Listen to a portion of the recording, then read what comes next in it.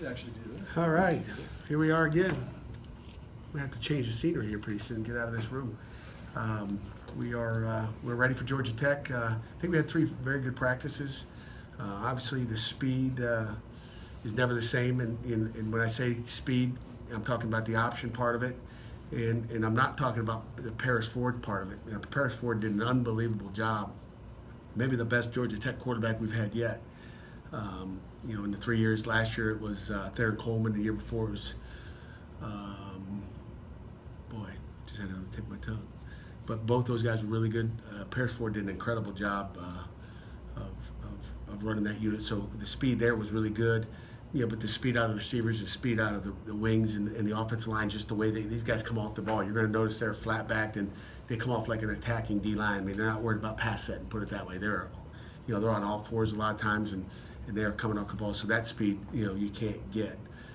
The speed of the chops you can't get. So that'll be something our guys will have to get adjusted to after that first series. I think there's always a big adjustment there. And offensively, our guys did a nice job this week. We had both quarterbacks competing. I think they had 2 solid weeks, and I'm happy where those guys are. So, questions? Pat, when you were evaluating the quarterbacks this week, what were the things that you were looking for? And is it different for each guy based on what they've done so far to this point? It's different for each guy because they're 2 different guys, I think. And, when they're in there, we're kind of doing things that, that they do best, for sure. And we're looking for them to make plays, run the offense, lead the offense. That guy that can get the offense going, I think is the important thing. And, I think, it's a challenge, anytime you have a new quarterback in your system to get those guys to play for you. I think that's the key. Who's getting, movement, who's making the plays. And I think that's something that will go into today's decision on who that guy will be. With Ben, is ironing out the ball security issues and getting the decision making straightened out? Do you have to sort of straddle that, but also not taking away sort of what makes him effective? Yeah, we've worked hard on there's a lot of those things. I mean, obviously ball security's key. And he texted me last week. I told you after the fumble at Penn State that, hey, Coach, you ain't got to worry about that again. And but I still worry about it again. But the ball security he works on weekly, and but it's also where his eyes are in coverage. If you go back and look at some tape, you go watch Mason Rudolph throw the ball and where he looks. I mean, the normal fan looks at the quarterback, how he throws the ball, what he does here and there, and does he make plays. But as a coach, as you look at it, you're looking at what that quarterback is doing, and he's been staring down some receivers, so we've worked hard. I mean, if he goes in and stares down receivers, Georgia Tech is pretty darn good. They're going to be staring at him, find out where he's staring. And if I'm a defense coach, I'm going, that guy tells you. And there was a couple plays that were critical in our game last week where Mason's looking here, and then he throws the ball there. We're looking there for a second, then we're over here. We get antsy with our eyes. And those are the details, and again, those are the details in every position. So I think that's something, that he's improved this week. We've worked hard on where he's looking. He'd like to, everybody would like to stare at the receiver you're going to throw to because you feel like you can have a better pass. But, if you stare at him, all the coverage starts to melt that way, and it's not as good a pass. When are you going to tell him and Max or the whole team? We'll have that conversation here probably this afternoon as a staff, and then tomorrow the guys will know. I mean, I think they'll have, the kids probably have a pretty good idea what's going on right now with Coach Watson's talked to him and kept him, they've communicated every day. So after Monday, after Tuesday, here's where we are after Thursday, this is what we're looking at. Inside linebackers have a pretty big game against Georgia Tech, the triple option in general. How's Salim kind of done this week, facing that? He's done well, and then again, you don't have that speed of those linemen, and Salim's done well, and so is Chase Pine, to be honest with you. Chase may have had his best practice. I think the D-line is kind of licking their chops a little bit, not because it's an easy game, because they get an opportunity to make some plays. I think everybody who wants to, they pretend like it's a run, then they throw it over your head, and there's a D-lineman, you're like rush up the field, and then you turn around and run that way, and you go see, why didn't they run the ball? Nobody runs the ball anymore. It's all RPOs, and the game has really changed. Georgia Tech hasn't changed the game. They're who they are. They do a heck of a job. They'll have adjustments to adjustments, and they do a great job of adjusting because they're so simple. They know if you do this, then we're going to come back and do this, and that's why that system has been effective. Because they have a system. It's not just they don't run plays; they run a system, but our D-line, I think, is excited because they have opportunities to make some plays this week. In the run game, make some tackles, get some TFLs, shoot a gap. Do you think you might do what you did early in 15, where you had Hope not. starting quarterback and then you had a package for the other guy? Oh, I thought you were talking the other side of the ball. No. I was thinking 2015 down there. I don't know. Does the fact that they're pretty different players make that more feasible? From a strategy standpoint, it might be useful. You know, like if you had two guys that were basically the same kind of player, but maybe one was just a little bit better than the other, it would be different than having what you have. I don't know. I mean, it doesn't matter if they're two different guys or the same guy. You know, we're going to play them as we want to play them, and I think they both do some great things. And like I said that back at camp, I remember when I named Max Brown the starting quarterback. We still have a lot of faith in that guy, and sometimes the ball just doesn't roll your way. And Ben's had his good plays and his bad plays too. So we're still searching for that guy that's going to lead this team to victory. And that quarterback position is key, and we need a guy that's going to lead us to victory. We're going to find out who it is, and if it takes us 6 games, it takes us 6 games. If it takes us 1, and we'll find out. So it's just going to be one guy. You don't think you're going to use both? I don't know. We're going to find out. Mm-hmm. Okay, if things are going good with one guy, we'll probably stick with one guy. Mm-hmm. If the one guy goes down in the field and scores a touchdown, and the next series he goes again, I'm probably not going to take him out if they go down the field. The next guy comes in there, so there's going to be no preconceived, hey, you're every 2 series.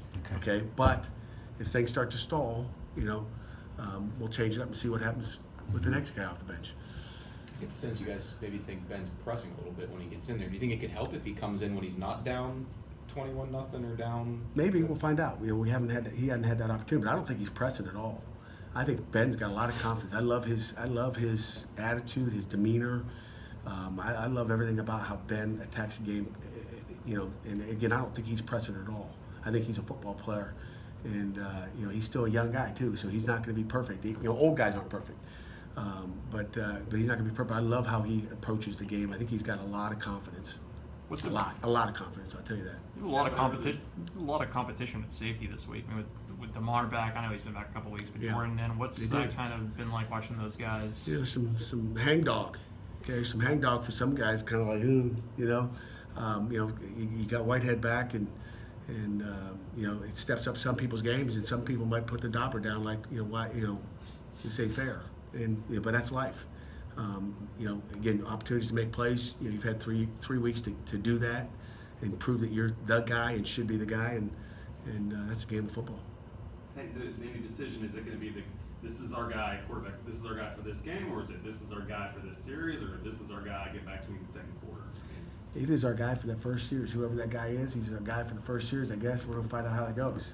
I mean, if you're the head coach and the guy goes out there and scores a touchdown, on the first drive, takes the team down on a 13-play. Hopefully, it's an 11.5-minute drive, and I think they outlawed those. I think that's pretty good.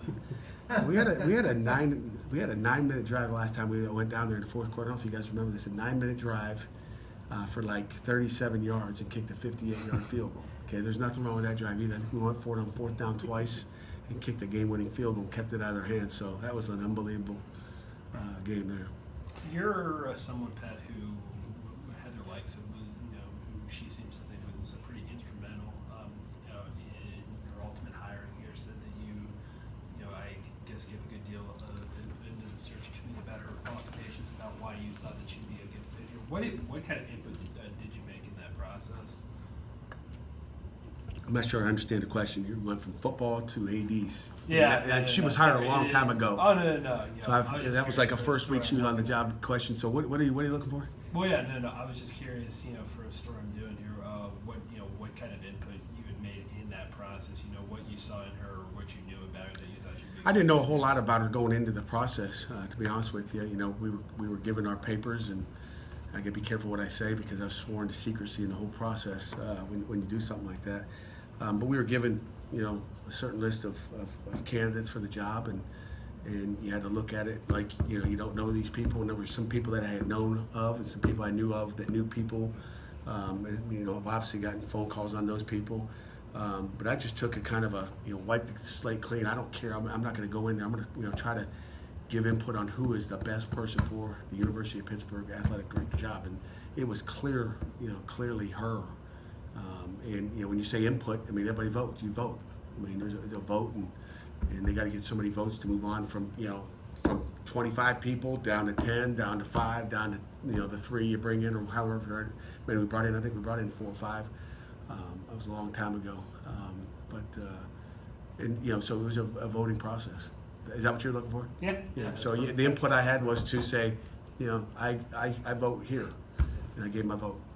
Not to pivot back to football, but Pivot back to football. I kind of like that question. with guys like Ben and some of the lesser experienced players, what's been the message through the week about maybe maintaining discipline and how they respond to that? The discipline's important. I talked again after practice about the discipline part of it, and it's interesting during the week. We kind of started slow one day, kind of like we did in the game. We started slow the last 2 games. We have to get a faster start, and I said we got to get a faster start to practice.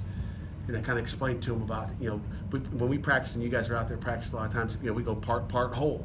You're showing them all the bits and pieces, all these little things that you do in individual drills build up to, an inside, which is the D line versus the O line, and the running backs and linebackers. And then you get to 7-on-7, which is all the skill guys versus skill guys. There's no line there. And then we finish with the live on, the live 11-on-11. So it's part whole. In everything we do, and I seem to think that they're more interested in playing the game, the whole. They like the whole, they don't like the part as much, and that's youth. That's young guys that just want to go play the game. Coach, I don't need that individual, just go play. Which is what we're lacking, is the fundamental details that you're going to get in the parts, and they got to buy into the individual part of it to lead them into better 11-on-11. That was the case of it. You mentioned a couple of guys maybe hanging their heads, but having Jordan back, have you noticed during the week that he's brought an energy or a swagger to the defense, just having him back there for you? I don't think I can't tell you, Jeff, that I really saw it in practice like that. There's so much going on in practice, the communication, and he brought me up. I know I was excited to get him back out there. But I'm sure the kids feel that. I haven't asked what it is. I haven't felt it. But I think you feel it on game day too. That's when you really sense a guy when he goes in there and makes his first play. I think he can pick some guys up because he's an older guy back there. We've been playing again on that hash. Dennis Briggs, who's only played on 3rd downs in the past for us, and Stalker and Bryce. There's been some puppies back there, true puppies. I was curious about nickel defenses. It might not be as relevant this week, but I was kind of curious because it seems like some coaches like to use 3 corners, some coaches like to use 3 safeties. I think since you've been here in Michigan State, you usually use that extra safety. What goes into your preference behind that? Is it just to keep you geared up for the run, or? You're saying bring that safety in as the nickelback? Yeah, using a safety Dennis instead Briggs? of bringing in a corner. Yeah. That's it's a good point. First of all, it comes down to what you have available. Who is that 5th guy? And that nickel spot, that star spot, I tell our defense staff all the time, is probably one of the hardest. Sometimes it's like, hey, let's try this guy. And it's like, hey guys, there's a lot to do at that position. There's a lot to it, and Dennis Briggs does the best job. I remember having a young guy, Isaiah Lewis at Michigan State, that was our young guy. We took a beating one year just because he was so young and he made mistakes every week. But the next year he was great. You learn, by being out there in that position. We've learned, a lot with Dennis Briggs out there, and to switch that over is critical. But, could it be a corner? That position is a hybrid type guy where you'd like to be able to cover a guy man to man. You'd like to be able to, he's got to be tough enough and a guy that you can feel like you can blitz. And I think everybody's got the same thing. It just depends on what position that is. DeMar Hamlin could be a guy that could be that guy. I think he's got the toughness to blitz. So there's some guys that can do it, but then, do you want to start over mentally with all the knowledge part of it? Good question. Obviously, Moss was out for week 1, but we haven't seen much of AJ Davis since then. Do you guys want to try to get him more involved since, he's already... It's a great question. You guys are firing us some good ones today. Great question. AJ, really had a good week of practice. There's some kind of up and down in those freshman woos, but, AJ might see something this week. We got a little package for him. We'll see how those other guys do. You kind of play them how they practice. Young guys come in and they just don't do what you want them to do that week. And it's interesting also, even with a different, whether it's a front and picking up a pressure package that they, you don't know when you put them in there. Is it going to be just, you can't just put a guy in for a run. Okay, you don't want to put a guy in just for passing. But when people have exotic blitzes that they might bring and you don't pick up one of those all week, and maybe you have a check and you're going from a run to a pass, all of a sudden that guy gets stuck in there and doesn't know how to pick that up, and you get your quarterback killed, that becomes a problem. Protection is so important, so you got to be able to be a tailback that can run the ball, but also, know if somebody fires off the field side or the boundary side, that you can pick that guy up. Is missing the little details of product maybe of a young team? Maybe you didn't have the same problems with last year's team? Yeah, we didn't have as much problem with that at all. It's something that we focused on, and that's 2017, which it's no surprise to us. We kind of knew that was happening. We knew that we were a young football team. It's not like we found that out after the first game or the first practice in doubles. And those things that you continue to harp, but young guys go out there. It's funny. Last night at a radio show, Ryan Winslow, and the difference between Ryan Winslow as a senior compared to a junior. What's the difference? Did his leg all of a sudden come on fire? And he said this, talking to Billy last night on the radio. I don't know if you guys listened to it or not, but as him and Bill are talking on the radio, and I'm sitting kind of in the middle, he talked about how, last year he's just trying too hard. Okay, and it's an interesting concept. You try so hard, you screw it up. Okay, and this year he just said, I'm going to have fun and just relax, and he's been relaxing, punting, and I don't look at stats and where he is, but he's got to be one of the top 3 or 4 punters, and I don't know how anybody else is punting, but he's got to be one of the top punters in the ACC, and not much has changed. I mean, his leg is the same. He didn't go get an amputation and get a new leg. He's the same guy, but a little bit different mindset, a little older, a little more mature, and I think that's a great analogy to use, is really just what he flat said, on the radio last night. I thought was good stuff. And with, toss. How about a couple more and then we'll wrap up? with Jordan, what have you seen off the field away from this stuff over the last, since the suspension came down, that gives you, have you seen what you wanted to see in terms of personal growth, and how confident are you that sort of the light doesn't Stay go that on? way. I think the light is going on. I feel good with where he is. I've seen a big smile on his face, really throughout the last 3 weeks, to be honest with you. I feel good that he's paid his due, and I think he understands. I think anytime you bench one of your best players, it sends a sign. Did that help us against Penn State? No. Did that help us against Oklahoma State? No, it didn't help us. But you know what? I think in the long run, it tells everybody that nobody's too big or too small to get discipline. So I think you have to have discipline. That toss play that they used pretty effectively last year, is that kind of the outside linebacker's responsibility, the corner, or is that one of those plays that kind of depends on how other things go, and that's why it's hard to defend? Well, we're going to stop that toss play this year. Okay, out of that formation. Okay, and it's a numbers deal. Okay, they're looking at numbers, leverage, and angles. Okay, that's what they do with all their blocking scheme. That's why you're going to see more linemen pull than they normally do. We've worked a lot of the G option, trap option, as well as all the other stuff. We just had more. There's more to do this year even than last year, and you thought there was a lot last year. If I showed you a hit chart, you'd be like, what is that?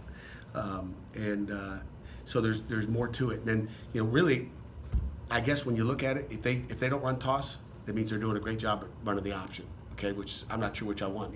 Is it the dive? Is it the quarterback? Is it pitch? We've just got to be able to adjust to what they do. They're gonna do something different. That was something different than we practiced. We hadn't seen it, and it's hard to switch like that. And we didn't adjust to it. We made a couple plays on it, but they wore us out. They're gonna wear us out on a different thing. Okay, we got that defended. Okay, Paul, if you're listening. Okay, we've got that defended, I think. But you know what? We've practiced things. I said, I went in Coach Conklin's office today. I said, okay, we're good here. We got that. But if we do this, what's he going to do? We got to think like they're thinking, and they're going to bring. So we worked on some single width motion that got back in the backfield and doing some stuff that we're going to have to rock and roll our coverage a little bit based on what we're doing. So,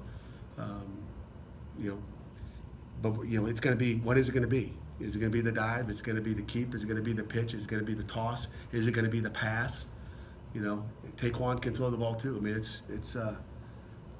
They get you one way or another, and they know what they're doing, and they can count up how many guys. Oh, they got 6 guys over there. They only got 5 over here. Let's go do that over here, and they know their system. They've been doing it for years and years and years. Do you practice anything they haven't shown? You have to come up with your own ideas what they might do. Yeah, I mean you have to, especially when you see how they wore you out last year. Okay, and they know if you move a guy over there to stop that, the toss, and it's not necessarily linebacker. It depends on how they block it. So every formation's different. Every formation is different. The way you line up to it's different, and you can only you pull the guy over there. Then what happens? They got something over there. So I mean, there's 11 guys out there, and this guy's he's a magician as far as some of the things you think of and what he does. Okay, Coach, thank you.